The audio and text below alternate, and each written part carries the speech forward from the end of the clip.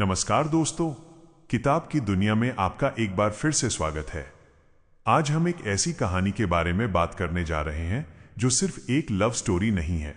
ये कहानी है हौसले की, सच्चाई की, कॉलेज की राजनीति की और उस वादे की जो मौत के बाद भी अधूरा नहीं रहता। जी हाँ, आज हम बात कर रहे हैं भारत के मशहूर लेखक रविंदर सिंह के दिल को छू लेने वाले उपन्यास your dreams are mine now की। अगर आपने कभी किसी से सच्चा प्यार किया है या समाज में फैले अन्याय के खिलाफ आपके दिल में कभी गुस्सा जागा है, तो ये कहानी सीधे आपके दिल में उतर जाएगी। आज के इस सफर में हम इस किताब के हर उस पन्ने को जिएंगे जो हमें प्यार करना भी सिखाता है और लड़ना भी। तो चलिए बिना किसी देरी के शुरू करते हैं आज का ये खास एपिसोड। इस कहानी की शुरुआत होती है दिल्ली यूनिवर्सिटी DU के एक कॉलेज से। कहानी की मुख्य किरदार है रूपाली। रूपाली पटना के एक छोटे से मध्यम वर्गीय परिवार से आई एक बेहद होनहार, सीधी सादी और अपने सिद्धांतों पर चलने वाली लड़की है। वो दिल्ली सिर्फ पढ़ने नहीं बल्कि अपने माता पिता के सपनों को पूरा करने आई है। वो जितनी शांत है, अन्याय के खिलाफ उसकी आवाज उतनी ही बुलंद है। दूसरी तरफ है अर्जुन। अर्जुन इसी कॉलेज का एक सीनियर छात्र है जो कॉलेज की राजनीति, कैंपस पॉलिटिक्स में बहुत सक्रिय है। लेकिन वो आम नेताओं जैसा नहीं है। वो सच्चा है, मददगार है और कॉलेज के छात्रों के लिए कुछ अच्छा करना चाहता है। जब रूपाली पहली बार कॉलेज में कदम रखती है तो उसका सामना दिल्ली की इस नई दुनिया और कॉलेज की राजनीति से होता है। शुरुआत में दोनों के विचार अलग होते हैं, लेकिन धीरे धीरे किस्मत इन दोनों को एक दूसरे के करीब ले आती है। कॉलेज के दिनों की शुरुआत होती है। रूपाली को धीरे धीरे समझ आता है कि अर्जुन वैसा नहीं है जैसा वो सोचती थी। अर्जुन हर कदम पर रूपाली की मदद करता है। जब रूपाली को हॉस्टल या कॉलेज में कोई परेशानी होती है तो अर्जुन एक ढाल बनकर खड़ा हो जाता है। अर्जुन की यही अच्छाई और उसका बेबाक अंदाज रूपाली के दिल को छू जाता है। दोनों के बीच बातें शुरू होती हैं, मुलाकातों का सिलसिला बढ़ता है और देखते ही देखते कॉलेज की कैंटीन, लाइब्रेरी और गलियारे उनके प्यार के गवाह बन जाते हैं। ये प्यार बहुत ही मासूम और खूबसूरत है। अर्जुन रूपाली को बड़े बड़े सपने देखना सिखाता है और रूपाली अर्जुन को उन सपनों के लिए एक सही दिशा देती है। दोनों एक दूसरे की ताकत बन जाते हैं। लेकिन दोस्तों, जिंदगी में सब कुछ इतना आसान और खूबसूरत हमेशा नहीं रहता। इस खूबसूरत लव स्टोरी पर बहुत जल्द एक बहुत बड़ा संकट आने वाला था। कहानी में एक ऐसा मोड़ आता है जो पूरे कॉलेज को हिलाकर रख देता है। कॉलेज के भीतर ही एक मासूम लड़की पिंकी के साथ कुछ रसूखदार और ताकतवर राजनेताओं के गुंडों द्वारा बेहद घिनौना और भयानक अपराध असॉल्ट किया जाता है। ये घटना पूरे कैंपस को सन्न कर देती है। हर तरफ डर का माहौल फैल जाता है। प्रशासन और पुलिस इस मामले को दबाने की कोशिश करते हैं क्योंकि अपराधी बहुत बड़े राजनीतिक बैकग्राउंड से ताल्लुक रखते थे। जब बाकी सब डर के मारे चुप थे, तब रूपाली से ये अन्याय देखा नहीं गया। वो उस पीड़ित लड़की को न्याय दिलाने के लिए अकेली खड़ी हो जाती है। और जब रूपाली खड़ी होती है तो अर्जुन कैसे पीछे रह सकता था।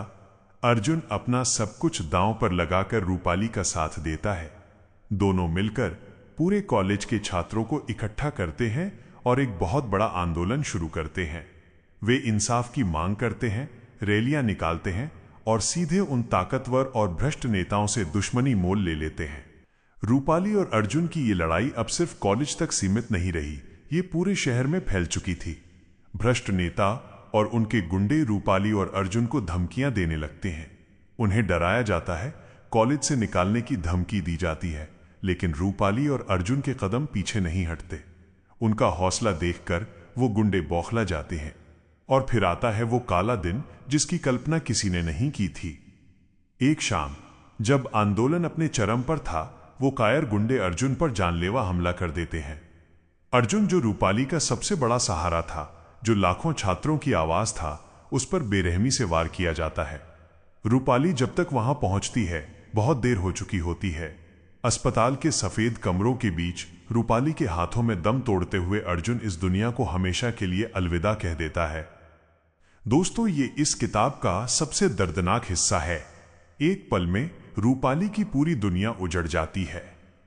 उसका प्यार, उसका दोस्त, उसका मार्गदर्शक, सब कुछ उससे छीन लिया जाता है। अर्जुन की मौत के बाद हर कोई सोचता है कि अब यह आंदोलन खत्म हो जाएगा, रूपाली टूट जाएगी और डर कर वापस पटना लौट जाएगी। लेकिन रूपाली हार मानने वालों में से नहीं थी। वो रोती है, टूटती है, लेकिन फिर अर्जुन के अधूरे काम को पूरा करने के लिए खड़ी होती है। वो अर्जुन की चिता की राख को गवाह मानकर खुद से और इस समाज से एक वादा करती है। वो कहती है कि भले ही अर्जुन आज शारीरिक रूप से इस दुनिया में नहीं है, लेकिन उसके देखे गए सपने, उसका जज्बा और उसकी लड़ाई अब खत्म नहीं होगी। यहीं से इस किताब का नाम सार्थक होता है, your dreams are mine now, यानी तुम्हारे सपने अब मेरे हैं। रूपाली अकेले दम पर उस अदालती लड़ाई को लड़ती है, गवाहों को इकट्ठा करती है और अर्जुन की मौत के लिए जिम्मेदार उन ताकतवर अपराधियों को सलाखों के पीछे पहुंचाकर ही दम लेती है। वो दिखा देती है कि जब एक महिला ठान ले तो कोई भी ताकतवर इंसान उसके हौसले को नहीं तोड़ सकता। तो दोस्तों, ये थी रविंदर सिंह की लिखी एक बेहद खूबसूरत और झकझोर देने वाली कहानी। ये किताब हमें सिखाती है कि प्यार सिर्फ साथ घूमने या मीठी बातें करने का नाम नहीं है। प्यार का मतलब होता है एक दूसरे के सपनों का सम्मान करना और मुश्किल वक्त में एक दूसरे की ताकत बनना। अर्जुन भले ही चला गया, लेकिन वो रूपाली को हमेशा के लिए एक मजबूत इंसान बना गया। आपको रूपाली का ये जज्बा और अर्जुन का ये निस्वार्थ प्यार कैसा लगा, मुझे नीचे कमेंट सेक्शन में जरूर बताइएगा। अगर आपको ये समरी पसंद आई हो तो इस वीडियो को लाइक करना न भूलें और अपने दोस्तों के साथ जरूर शेयर करें। अगर आप हमारे चैनल किताब की दुनिया पर नए हैं तो चैनल को सब्सक्राइब करके उस बेल आइकन को जरूर दबा दीजिएगा, ताकि ऐसी ही बेहतरीन किताबों की कहानियां आप तक पहुंचती रहें। मिलते हैं अगले वीडियो में एक नई किताब और एक नई कहानी के साथ। तब तक के लिए पढ़ते रहिए, बढ़ते रहिए। धन्यवाद।